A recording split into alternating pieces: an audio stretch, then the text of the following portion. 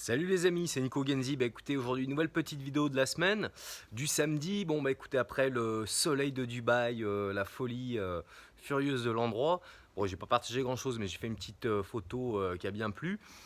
Je reviens dans mon village d'enfance. Donc vous voyez, autre environnement, beaucoup plus tranquille, beaucoup plus calme. Il fait froid, voilà, ça pique un petit peu. Je suis arrivé hier soir, voilà, ça fait de la buée quand on souffle, faut se réhabituer. Mais bref, on s'en fout. C'est pas le cas de la vidéo. Aujourd'hui, on va reparler bien sûr immobilier, investissement. Et je vais répondre à une question qui revient souvent, où j'ai pas mal de gens qui m'écrivent en me demandant, écoute Nico, qu'est-ce qu'il faut le mieux faire pour investir dans l'immobilier? Est-ce qu'il faut faire ça sur une société, à titre personnel, une SCI, à l'IS ou quoi que ce soit? Alors, moi je vais vous donner mon point de vue sur un début d'investissement et le schéma pour arriver sur un deuxième mode au bout de quelques années. Moi, très clairement, je recommande de faire ça à titre personnel. Commencer l'investissement, il faut que ce soit fait à titre personnel. Pourquoi?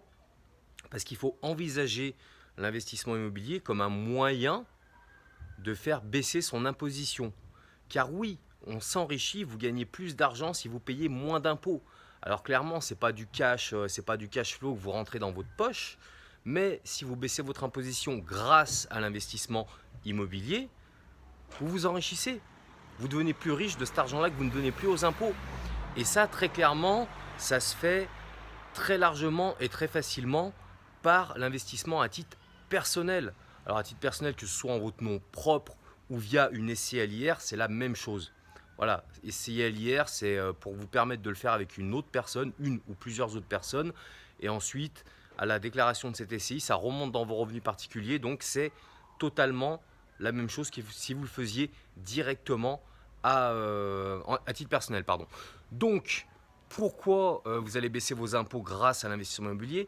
Vous allez appliquer deux schémas très très simples, très basiques. Alors je ferai peut-être d'autres vidéos si ça vous intéresse pour revenir dedans, mais il y en a une que j'ai déjà fait sur le déficit foncier.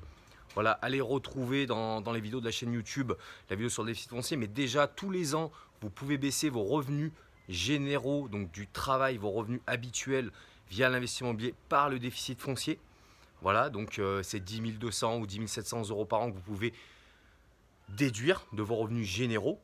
Et ensuite, via des investissements dans des lois fiscales. Alors aujourd'hui, celle en date, c'est la loi Pinel, pardon.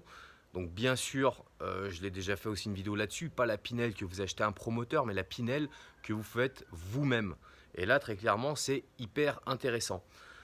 L'idée, c'est que voilà, c'est un schéma quand on est investisseur immobilier, c'est pour se constituer une retraite, se constituer des compléments de revenus sur du long terme.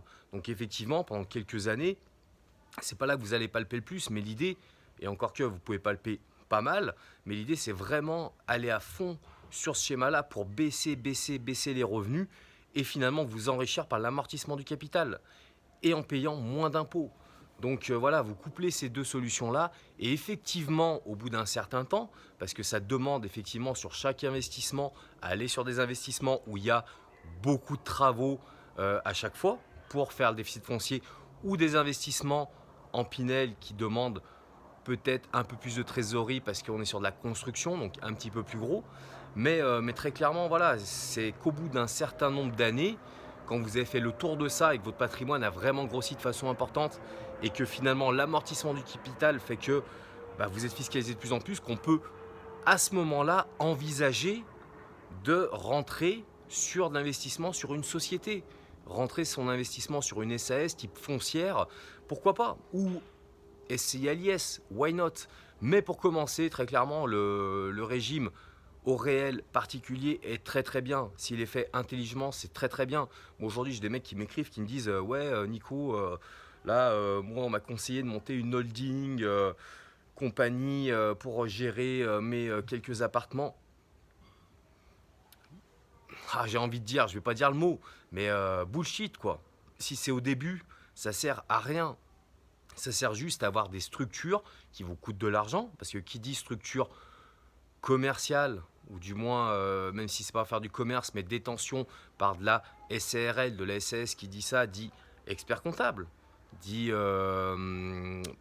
bilan à faire tous les ans, donc ça coûte de l'argent. Et aujourd'hui, c'est très intéressant, arriver à un certain niveau de constitution de patrimoine. Au départ, très clairement, le perso, si vraiment vous l'exploitez au mieux, au maximum, vous pouvez pendant une bonne paire d'années ne jamais payer d'impôts ou au contraire même faire baisser vos impôts, générer du travail.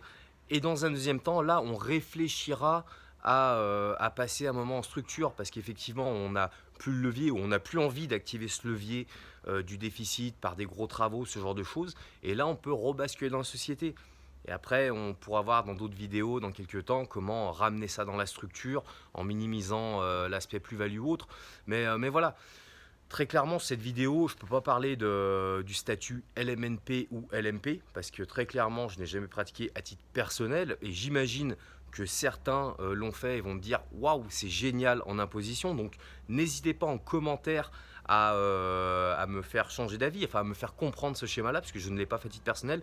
Mais voilà, pour ceux qui sont plus débutants et qui ont cette réflexion de se dire « Est-ce que je fais ça en société ou à titre personnel ?» Non, création de patrimoine, pensée personnelle, par contre pensée personnelle avec l'idée de se dire c'est pour baisser mes impôts. Donc je fais ces investissements-là, oui ils peuvent me générer du cash flow positif, mais il faut que ce cash flow positif soit annulé par le déficit des travaux que je vais avoir investis dedans ou demain par des lois fiscales que je vais créer moi-même. Donc voilà, j'espère que cette petite vidéo, comme d'hab, vous aura plu. Donc voilà, n'hésitez pas, si vous n'êtes pas encore abonné, abonnez-vous à la chaîne YouTube. En commentaire, que ce soit sur Facebook ou YouTube, mettez-moi vos avis, mettez-moi des sujets de vidéos que vous voudriez que je développe dans les prochaines. Et puis voilà, likez, partagez, ça aide à grossir la communauté et à me motiver à faire toujours plus de nouvelles vidéos. Voilà les amis, écoutez, je vous souhaite un bon week-end et je vous dis à la prochaine vidéo du samedi. Ciao, ciao!